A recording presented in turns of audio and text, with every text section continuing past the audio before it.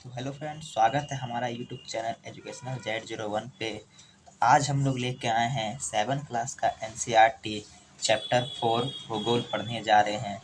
तो चलिए आज हम लोग पढ़ेंगे वायु के बारे में कि वायु क्या होता है, ये कहाँ से आता है।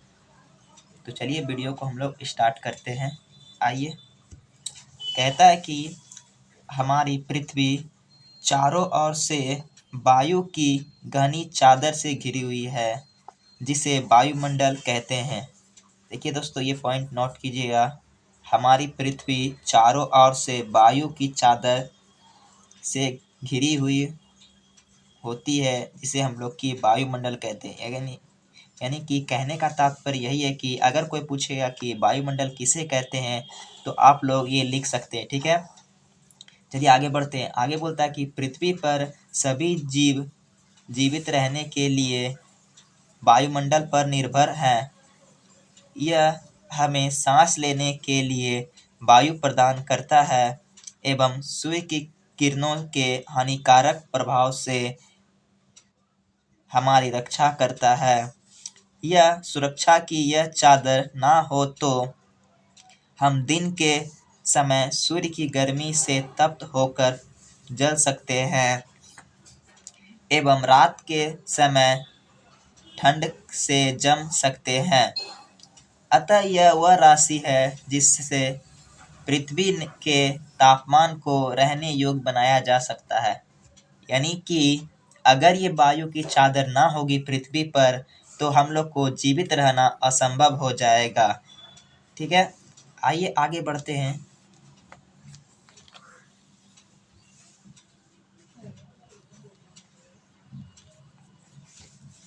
आगे कहा गया है कि वायुमंडल का संगठन, यानी कि वायुमंडल का संगठन कैसे होता है, चलिए जानते हैं।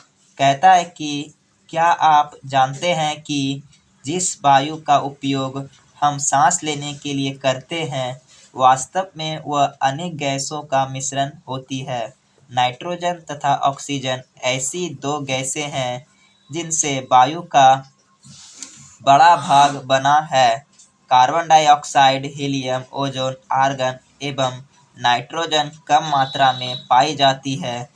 इन गैसों के अलावा धूल के छोटे छोटे कण भी हवा में मौजूद होते हैं। 4.1 यानी कि चित्र 4.1 में वृत्तारेख दिखाया गया है, जिसमें वायु के विभिन्न संघटनों के प्रभाव, यानी कि वायु के विभिन्न संगठनों के प्रतिशत दर्शाए गए हैं। नाइट्रोजन वायु में सर्वाधिक पाए जाती है, यानी कि नाइट्रोजन है वो वायु में सर्वाधिक पाया जाता है। जब हम सांस लेते हैं तब फेफड़ों में कुछ ऑक्सीजन भी ले सकते हैं और फिर उसे बाहर निकाल देते हैं, परंतु पौधे को अपने जीवन के लिए नाइट्रोजन की आवश्यकता होती है। ये देखिए, एक नाइट्रोजन का एक ग्राफ बना गया है, यानी कि हमारे पृथ्वी पर ऑक्सीजन की लेवल क्या क्या है उसके बारे में एक प्रो चार्ट बनाया गया है। चलिए इसको देखते हैं। ये देखिए, ऑक्सीजन का जो परसेंट लेवल है वो 21% है और जो नाइट्रोजन है वो 78% है। ऑक्सीजन में कौन कौन सी गैसें मिली है, जैसे कि कार्बन डाइऑक्साइड, ये है 0.03%। फिर आर्गन है, आर्गन का जो है 0.93%। अन्य सभी गैस जो है 0.04% है। ठीक है, आइए एक क्रियाकलाप दिया गया है, उसके बारे में हम लोग पढ़ते हैं। कहता है कि कार्बन डाइऑक्साइड वायुमंडल में फैलकर पृथ्वी से विकिरित ऊष्मा को पृथ्वी पर रोककर ग्रीन हाउस गैस प्रभाव पैदा करती है। ग्रीन हाउस गैस प्रभाव पैदा करती है, इसलिए इसे ग्रीन हाउस गैस भी कहते हैं। इसके अभाव में धरती इतनी ठंडी हो जाती है कि इस पर रहना असंभव होता है। किंतु जब कारखानों एवं कार के धुएं से वायुमंडल में इसका स्तर बढ़ता है, तब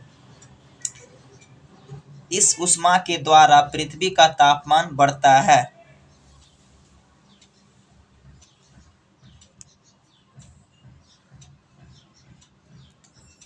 इसे भूमंडलीय ताप यानी कि ग्लोबल वार्मिंग कहते हैं।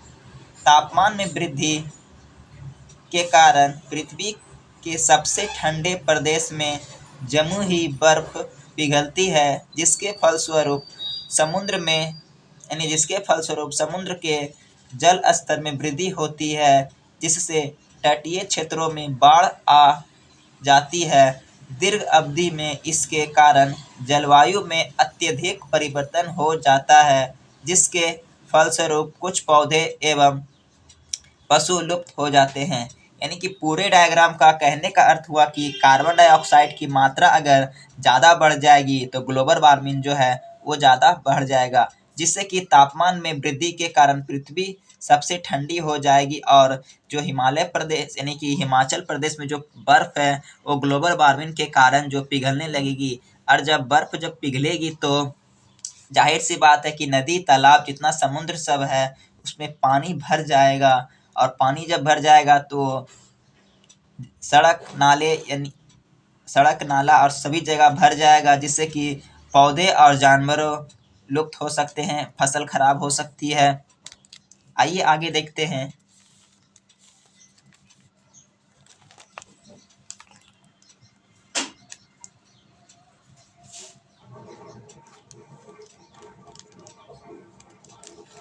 एक मिनट रुकिए, इसको सेटअप करने दीजिए।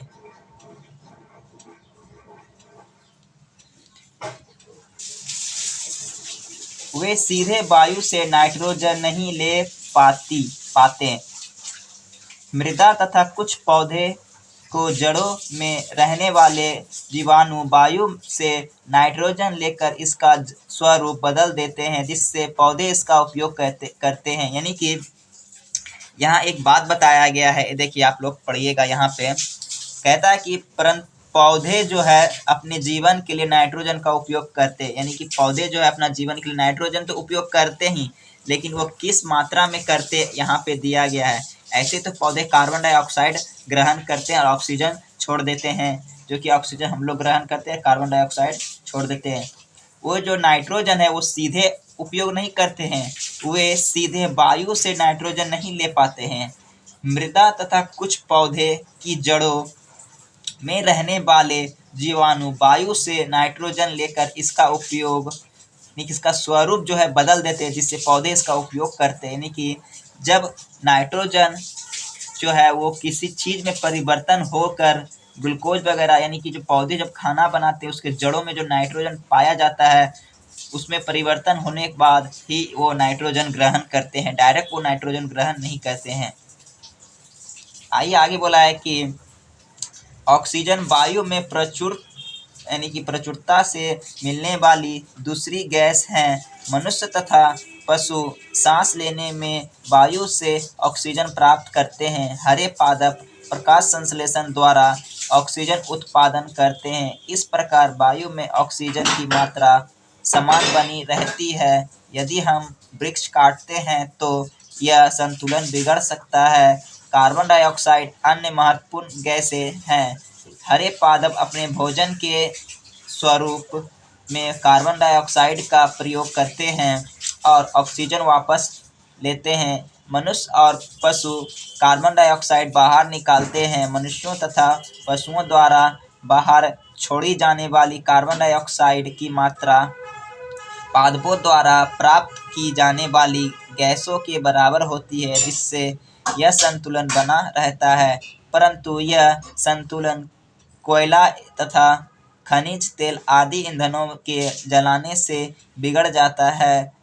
वे वायुमंडल के प्रति वर्ष करोड़ों टन कार्बन डाइऑक्साइड की बढ़ोतरी करते हैं। परिणाम स्वरूप कार्बन डाइऑक्साइड का बढ़ा हुआ आयतन पृथ्वी का मौसम तथा जलवायु को प्रभावित करता है। यानी कि कार्बन डाइऑक्साइड से फैक्ट्री वगैरह जो होता है उसमें धुआं सब जो होता है वो कार्बन डाइऑक्साइड गैस को प्रचुर यानी कि प्रदान करता है, जिससे कि क्या होता है कि वायुमंडल में प्रति वर्ष यानी कि हर एक वर्ष में करोड़ों टन कार्बन डाइऑक्साइड की बढ़ोतरी होती है, जिससे कि मौसम में जो है बहुत सारा परिवर्तन हो जाता है और जलवायु को प्रभावित करता है। इसलिए कार्बन डाइऑक्साइड को ज़्यादा से ज़्यादा उपयोग ना ही किया जाए तो ही बेहतर होगा।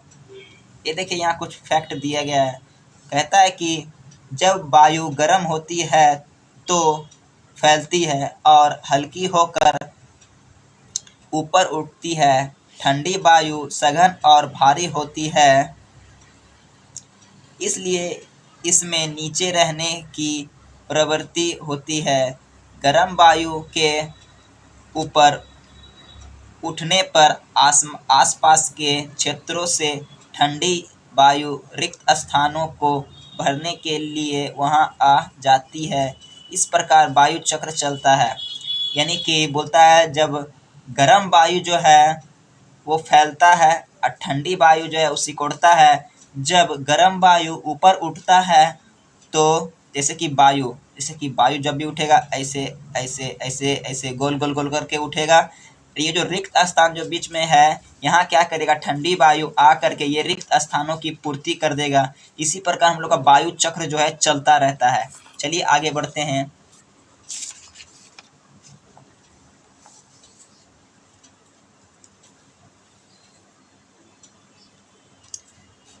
आगे हम लोग का वायुमंडल की संरचना, इसको हम लोग देखेंगे कि वायुमंडल की संरचना कैसी होती है। अगर वीडियो पसंद आए तो एक लाइक जरूर करें और अपने दोस्तों को जरूर शेयर करें। देखिए बोलता है कि हमारा वायुमंडल 5 परतों में विभाजित है जो पृथ्वी की सतह से आरंभ होती है।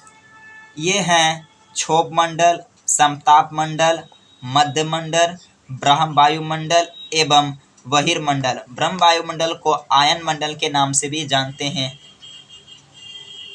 चलिए क्षोभ मंडल के बारे में पढ़ते हैं। कहता है कि यह परत वायु की सबसे महत्वपूर्ण परत है। इसकी औसत ऊंचाई 13 किलोमीटर है। ये जो 5वां परत है ये है बहिर्मंडल। कहता है वायुमंडल की सबसे ऊपरी परत को बहिर्मंडल के नाम से जाना जाता है।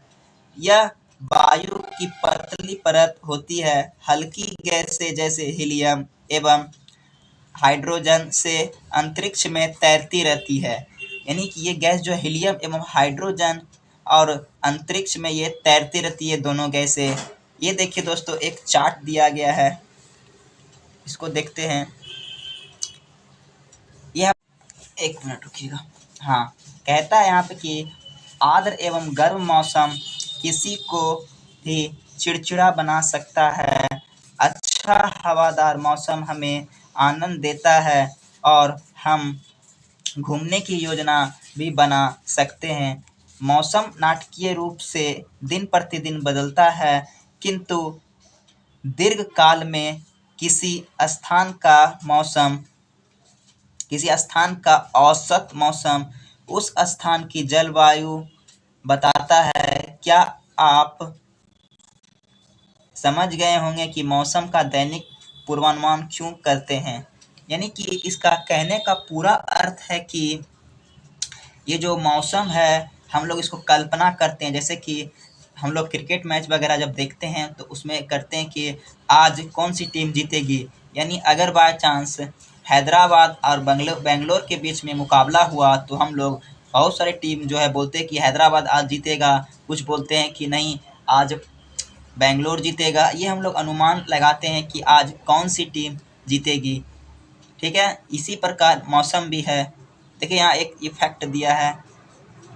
यह जानकर आपको आश्चर्य होगा कि पृथ्वी सूर्य की ऊर्जा के 2 टन भाग का केवल 2 अरब ही प्राप्त करता है। यानी कि 2 अरब भाग का केवल 2 अरबा भाग, इस कितना हो गया, इकाई दाईस सैकड़ा हजार 10,000 लाख 10 लाख करोड़, यानी 2 करोड़ का भाग जो है 2 अरबा भाग ही प्राप्त करता है।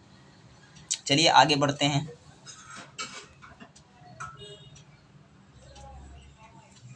आगे है तापमान यानी कि टेम्परेचर। चलिए इसको देखते हैं। आगे बताया गया कि आप दिन प्रतिदिन, एक मिनट रुकिएगा, हाँ, आप दिन प्रतिदिन जिस तापमान का अनुभव करते हैं वह वायुमंडल का तापमान होता है। वायु में मौजूद ताप एवं शीतलता के परिणाम को तापमान कहते हैं। यानी कि वायु में मौजूद ताप एवं शीतलता के परिणाम को तापमान कहते हैं। ये पॉइंट नोट कर लीजिएगा। वायुमंडल का तापमान केवल दिन और रात में ही नहीं बदलता बल्कि ऋतुओं के अनुसार भी बदलता है। शीत ऋतु की अपेक्षा ग्रीष्म ऋतु ज़्यादा गर्म होती है। ये पॉइंट भी आप लोग नोट कर लीजिएगा। आगे है आतपन, यानी आतपन किसको कहते हैं? एक महत्वपूर्ण कारक है जो तापमान के विवरण को प्रभावित करता है। सूर्य से आने वाली वह ऊर्जा जिसे पृथ्वी रोक दे लेती है आतपन कहलाता है। यानी कि पृथ्वी से जो हानिकारक किरण आती है उससे जो रोका जाता है उसी को हम लोग आतपन कहते हैं। आइए आगे बढ़ते हैं। आगे बोला है कि आतपन सूर्यतप की मात्रा भूमध्य रेखा से ध्रुवों की ओर घटती है, इसलिए तापमान उसी प्रकार घटता जाता है। ये देखिए टेम्परेचर मापने का, जैसे कि तापमापी को हम लोग, यानी कि अगर हम लोग मौसम को, यानी कि मौसम के तापमान को मापे तो तापमापी से मापेंगे। अगर हम लोग दाब को मापें तो दाब वायु मापी का उपयोग करेंगे। अगर हम लोग वर्षा को मापें तो वर्षा मापी का उपयोग करेंगे। अगर हम लोग हवा यानी कि वेग को मापेंगे तो वात दीर्घदर्शी का उपयोग करेंगे। ठीक है।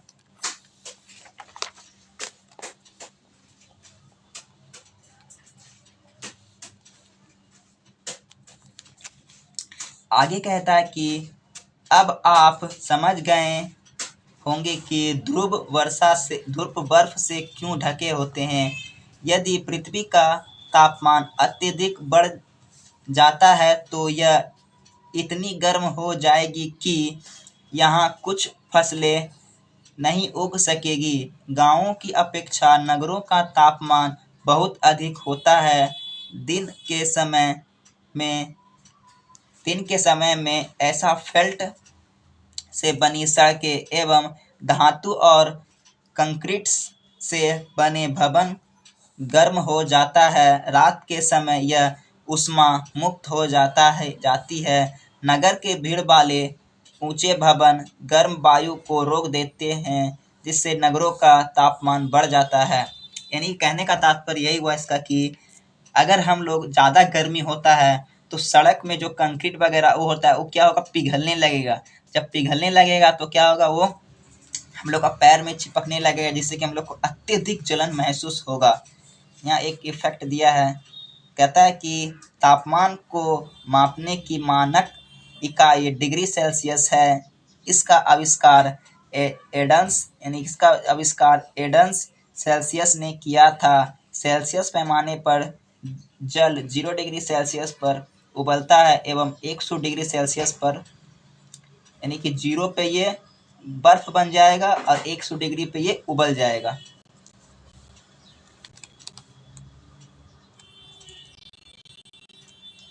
आइए आगे है दाब के बारे में।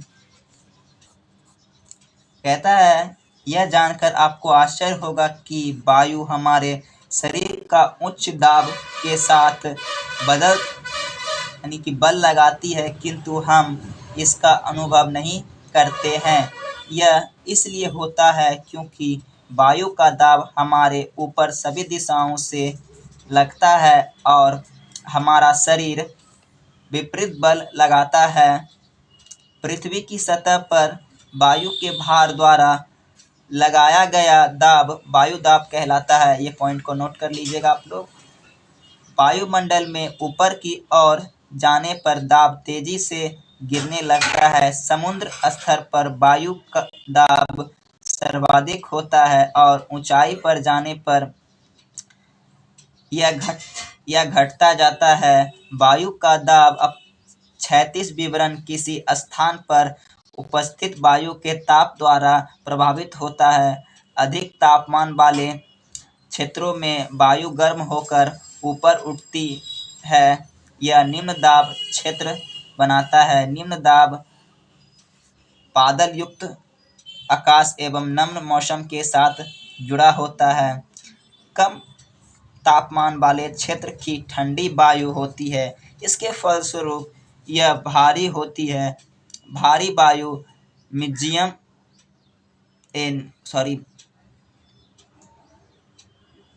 भारी वायु निमज्जित होकर उच्च दाब क्षेत्र बनाती है। उच्च दाब के कारण यह स्पष्ट एवं स्वच्छ आकाश होता है। वायु सदैव उच्च दाब से निम्न दाब की ओर बढ़ती है, यानी कि वायु जो है सदैव उच्च दाब से निम्न दाब की ओर गमन करती है और बढ़ती है। यहाँ एक फैक्ट दिया, इसको पढ़ते हैं। कहता है कि क्या आप जानते हैं कि चांद पर वायु नहीं है, अतएव वहाँ वायु दाब भी नहीं है। अंतरिक्ष यात्री जब चांद पर जाते हैं तो वे विशेष रूप से सुरक्षित हवा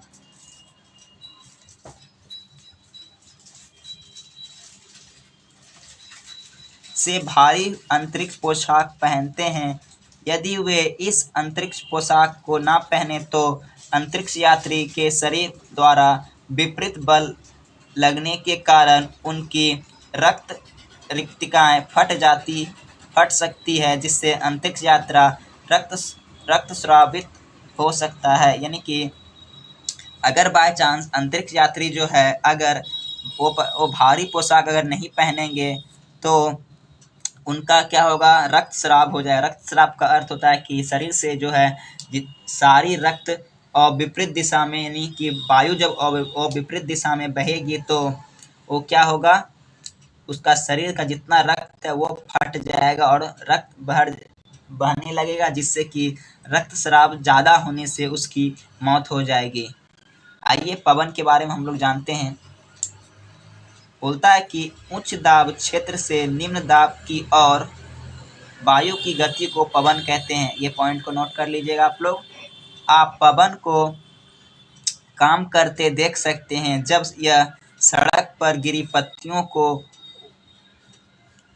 उड़ाती अथवा तूफान के समय पेड़ों को उखाड़ देती है।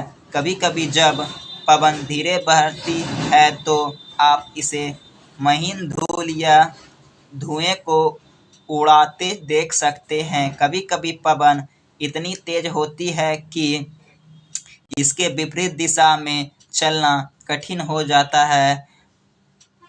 आपने अवश्य अनुभव किया होगा कि तेज पवन में छाता लेकर चलना आसान नहीं है।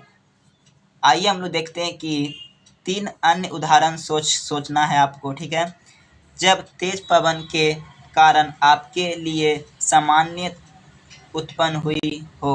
पवन को मुख्य रूप से 3 प्रकार में विभाजित किया गया है। एक फैक्ट पढ़ लेते हैं, उसके बारे में जानेंगे। फिर पवन को मुख्य रूप से कितने प्रकार को बांटा गया है, 3 प्रकार के रूप में बांटा गया है। पवन का नाम उसके आने की दिशा के आधार पर निर्धारित होता है। उदाहरण के लिए पवन से आने वाली पवन को पश्चिमी पवन कहते हैं। पश्चिम से आने वाली पवन को पश्चिमी पवन कहते हैं। उत्तर के आने वाली पवन को उत्तरी पवन कहते हैं। पूरब से आने वाली पवन को पूर्वी पवन कहते हैं। मतलब पूर्वैया हवा चल रहा है, इसी प्रकार।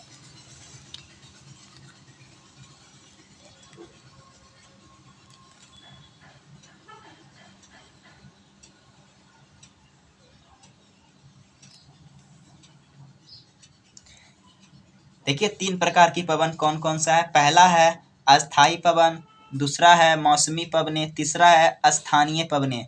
अस्थाई पवन व्यापारिक पश्चिमी एवं पूर्वी पवने अस्थाई पवने हैं। वे वर्षन भर लगातार निश्चित दिशा में चलती है। यानी कि ये जो अस्थाई पवन है ये व्यापारिक पश्चिमी एवं पूर्वी पवने हैं और ये वर्षन भर लगातार निश्चित दिशा में चलती है। यानी कि वर्ष भर जो है ये पवन जो है लगातार निश्चित दिशा में ही चलती जाएगी। आगे है मौसमी पवने। ये पवने विभिन्न ऋतुओं में अपनी दिशा बदलती रहती है। उदाहरण के लिए भारत में मानसून, यानी कि ये पवन जो है विभिन्न प्रकार की दिशा जो है बदलती रहती है। तीसरा है स्थानीय पबनें। ये पबनें किसी छोटे क्षेत्र में वर्ष दिन के किसी विशेष समय में चलती है। उदाहरण के लिए स्थल एवं समुद्री समीर। क्या आपको भारत के उत्तरी क्षेत्र की गर्म एवं शुष्क स्थानीय पवन याद है? इसे हम लोग लू कहते हैं।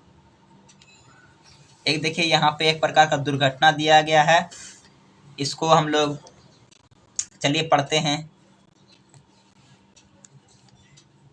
ये दुर्घटना है भारत के पूर्वी तट पर स्थित उड़ीसा में बंगाल की खाड़ी से उठने वाली चक्रवातों का खतरा बना रहता है। 17-18 अक्टूबर 1999 को राज्य के 5 जिलों में चक्रवात आया। 29 अक्टूबर 1999 को एक अन्य महाचक्रवात आया जिसने राज्य के एक बड़े भाग में तबाही मचाई। मुख्यतः पवन का वेग, वर्षा तथा ज्वारीय प्रक्षेपवक्र से हानि हुई। 260 किलोमीटर प्रति घंटे तक ये पवन 36 घंटे से भी ज़्यादा समय तक चलती रही। तीव्र वेग वाली इन पवन ने पेड़ों को उखाड़ दिया और कच्चे घरों को नष्ट कर दिया। अनेक औद्योगिक भवनों तथा अन्य घरों की छतें भी उड़ गई। विद्युत आपूर्ति एवं टेलीफोन लाइनें पूरी तरह से नष्ट हो गई। चक्रवात के फलस्वरूप लगातार 3 दिनों तक भारी वर्षा होती रही। इस वर्षा के कारण उड़ीसा की प्रमुख नदियों में बाढ़ आ गया। चक्रवाती पवनों के कारण उठी ज्वारीय तरंगें स्थल पर 20 किलोमीटर तक आ गई और फलस्वरूप तटीय क्षेत्रों में भयानक तबाही हुई। अचानक 7 से 10 मीटर ऊंचाई ज्वारीय तरंगें आ गई जिसके कारण तैयार खड़ी धान की फसल पूरी तरह नष्ट हो गई। कितना भयंकर तूफान आया होगा, सोच सकते हैं आप लोग।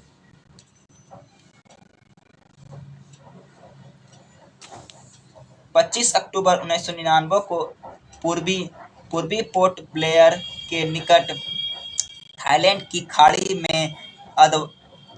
खाड़ी में अवदान के कारण यह चक्रवात उत्पन्न हुआ और यह धीरे धीरे उत्तर पश्चिमी दिशा में बढ़ा।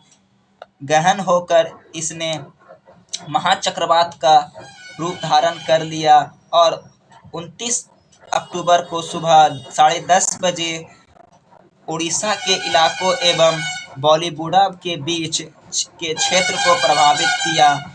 इस महाचक्रवात ने भुवनेश्वर, कटक और 28 तटीय नगरों सहित उड़ीसा के पूर्व तट को बर्बाद कर दिया। इससे लगभग 130 लाख लोग प्रभावित हुए। बहुत बड़ी संख्या में पशुओं की मौत हुई। धान, सब्जी एवं फलों की बड़ी फसलों का भारी नुकसान हुआ।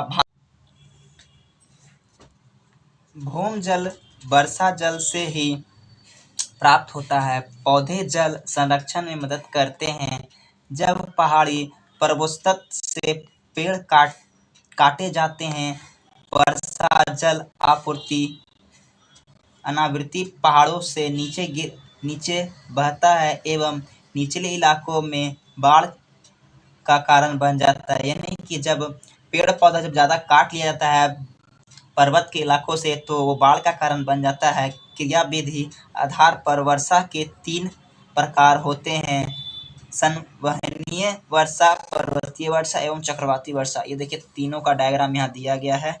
ये है चक्रवाती वर्षा, पर्वतीय वर्षा और ये है संवहनीय वर्षा। चलिए थोड़ा सा और बचा है, इसके बाद हम लोग पढ़ लेते हैं। आगे है कि पौधों तथा जीव जंतु के जीवित रहने के लिए वर्षा का बहुत महत्वपूर्ण है, जिससे धरातल को ताजा जल प्रदान होता है। यदि वर्षा अगर कम हो तो सूखा पड़ जाता है और अगर वर्षा ज़्यादा हो तो बाढ़ का रूप ले लेता है। यहाँ एक पॉइंट है, वर्षण के दूसरे रूप को हिम, समीप, प्रीति तथा ओला कहते हैं। अगर आपको वीडियो पसंद आए तो लाइक करें और चैनल पर अगर पहली बार आएँ तो सब्सक्राइब करें और एक अपना प्यारा सा कमेंट जरूर दें। अगला वीडियो में हम लोग देखेंगे कि इसके प्रश्न उत्तर को जानने का प्रयास करेंगे। तो चलिए मिलते हैं नेक्स्ट वीडियो में, तब तक के लिए वीडियो पे बने रहें और अपने दोस्तों